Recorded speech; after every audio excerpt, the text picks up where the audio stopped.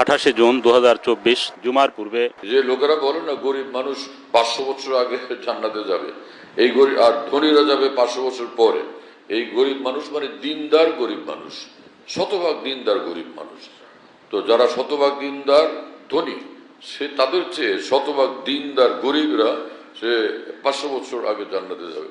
কিন্তু যে গরিব নিজে নষ্টামি ভ্রষ্টামিতে লিপ্ত, চুরি ডাকাতি মিথ্যা ধোকা প্রতারণা পকেট মারা ইত্যাদি হাজারো এই সকল অনাচারে পাপাচারে লিপ্ত, আর একজন ধনী মানুষ 20 তলা বিল্ডিং এর মালিক, আরামে থাকে, কিন্তু আল্লাহকে ডাকে, আল্লাহর ইবাদত বন্দি করে, হালাল খায়, কারো উপর জুলুম করে না, সে কোনো অন্যায় করে না। তো সেই মানুষ এই গরিবদের থেকে আগে জান্নাতে চলে যাবে, কারণ সে আল্লাহকে রাজি খুশি করছিল। হ্যাঁ, যে গরিব এরকম আল্লাহকে রাজি খুশি করে, গরিব হওয়া সত্ত্বেও সে আল্লাহকে তো বলে নেয়, আল্লাহর বন্দেগী নিয়ে চলছিল। এরকম দুইজন, একজন হলো ধনী মানুষ, তিনিও দিনদার, আরেকজন গরিব মানুষ, তিনিও দিনদার। দুইজনের মধ্যে এই গরিব আগে চলে যাবে। কেন? সেই এই গরিব মানুষ কষ্ট স্বীকার করছিল বেশি, জীবনে তার কষ্ট বেশি।